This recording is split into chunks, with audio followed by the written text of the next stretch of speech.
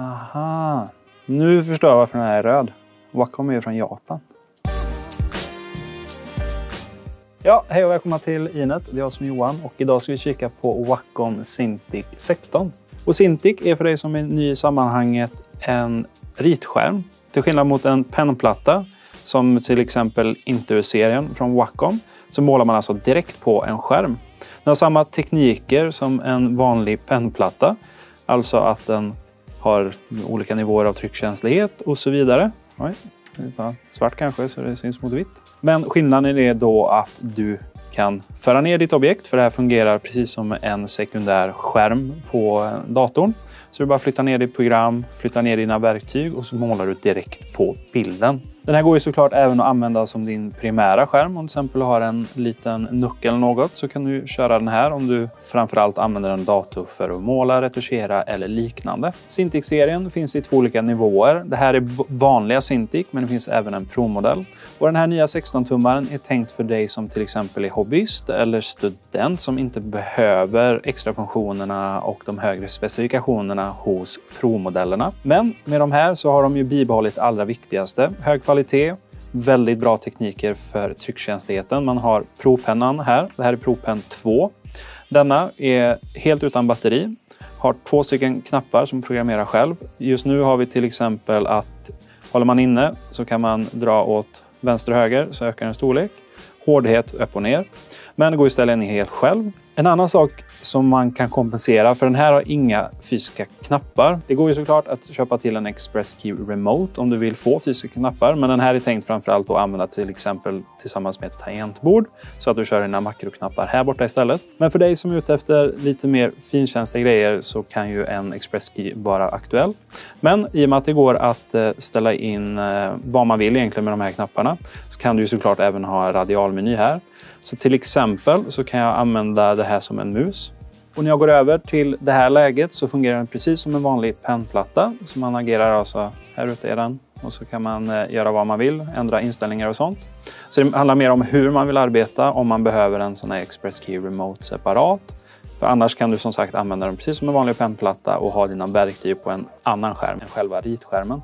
Och i och med att den här har Pro-pen 2 så har den 8192 nivåer av tryckkänslighet. Den känner igen lutning och så vidare. Så med andra ord så får du samma prestanda som du får på Pro-modellerna. Och för att demonstrera vad jag menar med trycknivåer så är det till exempel om jag håller lite lätt och trycker lite hårdare så blir den automatiskt tjockare. Detta är ju framförallt när man ska ha lite högre precision i grejerna och vill till exempel dutta lite fin, trycka lite hårdare så får man en stor. Och den syns ju knappt men så om man bara petar lite olika hårt så kommer man få olika resultat. Och det är inte bara storlek utan även hur intensivt det blir. Så om man trycker mjukt så ser ni det blir väldigt ljusgrå. Trycker jag hårdare så blir det absolut mycket mörkare. Så Wacom är ju fantastiskt duktiga på att återskapa hur det känns att måla som att det är på riktigt, trots att det är digitalt. Och det samma återspeglas även i ytskiktet här. Det känns nästan som papper. De har en väldigt aggressiv antireflexytbehandling på den här skärmen. Så gör att den blir väldigt matt och fin och känns lite som papper. Och det är ju här vid skärmen som man ser den största skillnaden mot Pro-modellerna. Det här är en relativt enkel skärm, vi ska inte hymla med det. Det är en Full HD-skärm på 15,6 tum. Den har inte världens bästa ljusstyrka. Den har 72% NTSC, vilket i och för sig är bra men inte lika bra som Pro-modellerna. Men den har de absolut viktigaste teknikerna. Så det är en väldigt, väldigt trevlig skärm att arbeta med. Men jämför vi med 16 Pro-modellen som har en 4K-skärm så är inte den här lika detaljrik. Men nu är det framförallt ute för att komma igång med att skapa digitalt och måla direkt på det här sättet. Så är det här en väldigt, väldigt bra instegsmodell. Och den här skärmen passar för det syftet. Ja, det kanske är lite konstigt att kalla en produkt i den prisklassen som den ligger för en instegsmodell. Men man får utgå från vart ritskärmarna ligger som generellt. Och den här lägger sig ju emellan pennplattorna Intuos och upp till de här Pro-modellerna Cintiq. Och en väldigt bra övergång för dig som vill börja måla direkt på skärmen istället för att använda en pennplatta. Och för det syftet så har de då hittat essensen i vad man behöver med den här Cintiq 16. Så den har inte den lyxigaste skärmen, den har inte extra funktionerna. Men den har precisionen och känslan i hur det är att måla på den och det är det absolut viktigaste. Ja, som vi nämnde tidigare så är det en 15,6 tum stor skärm. Den är omgärdad av en ganska stor skärmkant här som har härdat glas som löper över från skärmen hela vägen ut hit. Hela den här ytan är reptålig och väldigt matt och fin. Som ni ser så äter den väldigt mycket ljus. Påminner lite om papper i hur den är att måla på. Den har liksom friktion, man både känner och hör det. Väldigt, väldigt trevligt att måla på. Som andra ord så är det en helt njutbar process att göra om Dr. Inet till en superhjälte. Ja, men fortsätter vi med själva produkten så har den även ytterligare en kant som löper runt hela i en mattsvart plast. Jämfört med moderna skärmar så är det ganska mycket plats här på sidorna, men det finns ju en tanke bakom det. Det är ju att om man till exempel ska måla ut på sidan eller använda så här så ska man då kunna luta handen mot. Så det är snarare positivt att ha gott om plats på ytan om man tycker om att luta hela handen mot när man målar. Och på tal om att lägga handen emot så vill man ju ofta lägga hela vikten på plattan när man målar. Och den har inbyggda fötter. Dessa kommer föra upp den 19 grader till den här vinkeln, vilket är väldigt trevligt när man står och arbetar. Men vill du få upp den ytterligare, till exempel om du vill måla ungefär som att det skulle vara en tavelcanvas, så går det även att köpa ett separat stativ som får upp den från 19 grader hela vägen upp till 68 om man så vill.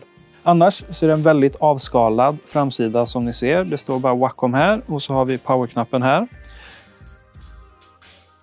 Pennan går för övrigt att sätta i den här lilla flärpen man får med som man fäster på sidan på det sättet. Och beroende på om du är höger eller vänster så går det ju även att flytta den här till andra sidan. Tror jag gjorde det åt rätt håll, får se. Så. Och för dig som inte har använt Wacom Pro Pen 2 eller någon av deras andra pennor så är det väldigt, väldigt trevliga pennor. Den här nya modellen 2an då har dels 8192 nivåer tryckkänslighet. Den är även helt batterilös så den man säger, aktiv mot det skärmen som är den aktiva delen. Den känns ungefär som en vanlig stor penna att använda. Den har en väldigt, väldigt trevlig gummiyta här, plast här uppe. Och som vi sa tidigare då så har den 2 stycken knappar som går att ställa in helt fritt. Det går även att byta ut penntopparna. Och här har de en liten, vi hittade inte först, väldigt smart liten lösning. I den här flärpen som man sätter på sidan för att hålla pennan så har man dels borttagningsverktyget och det gör att man fäster in den här på något sätt. Så drar man ur, så ramlar den ur där. Så har man 3 andra varianter här inbyggda.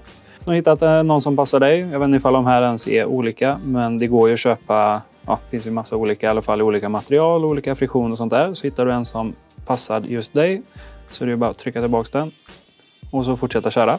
Väldigt snygg lösning i alla fall på vart de hade gömt det i just den här modellen. Och när du sitter och målar och känner att aj då, det blir riktigt fult så har vi såklart också det inbyggda suddgummit här på baksidan. Även denna har olika nivåer av tryckkänslighet vilket är lite weird. Så ni ser, lite lätt. Lite hårdare så blir det alltså olika tjock. Och det kan man också se på den då att den går in. Så ju hårdare du trycker och ju längre in den går ju bredare så kommer suddet bli. Detta går ju att ställa in i Wacoms mjukvara eller avaktivera i Photoshop om du vill ha en fast bredd. Men som standard då så kan du använda den med tryckkänslighet. Ja, då har vi nog fått med det mesta ifrån Wacom Cintiq 16. Förutom en grej som den skarpsynte kanske har sett. Det går bara en kabel. Den här är ju inkopplad till datorn med HDMI och med USB för bild och för överföringen av infon, alltså pennan. Och så har den ju även separat ström, men vi har bara en kabel. Jo, det har den nämligen löst genom att köra en splitterkabel. Så den delar upp sig efter, vad kan det vara, 1 meter ungefär till USB, HDMI och strömanslutningen. Detta har de ju löst tidigare om man köper till en Wacom Link. Men nu är det alltså inbyggt, vilket vi tycker är en väldigt, väldigt bra utveckling. Detta dels om man vill ha ett väldigt fint och rent skrivbord. Eller om du till exempel ligger i sängen och ritar eller någonting så vill du inte ha massa kablar med dig på vägen. Väldigt, väldigt uppskattat i alla fall att de har löst det på det här sättet. Ja, det får sammanfatta vår snabb genomgång av Wacom Cintiq 16. Det är en ritskärm som agerar instegsprodukt till ett premiumsegment och är framförallt inriktat mot dig som är till exempel hobbyist, student eller bara vill komma igång med digitalt kreativt skapande. Och det viktigaste med den här modellen är att de behållit funktionaliteten och precisionen. Framförallt så får vi precisionen och prestandan hos Wacom Pro Pen 2 och allting som hör där till. Så den här gör med andra ord mycket av det som Pro-serien gör och gör framförallt det viktigaste av det som Pro-serien gör fast i en mycket lägre prispunkt. Men vill du ha mer höga plus skärm och extra funktioner så finns ju alltid Pro-serien där också om du är ute efter en sån. Men vill du bara komma igång så har du Cintiq 16 och en lägre prispunkt att se fram emot. Så vi tar och välkomnar den sortimentet. Jag är Johan på Inet och vi ses i nästa video. Hoppas jag, kanske. Om vi inte gör det så får du ha det gott ändå. Hej då!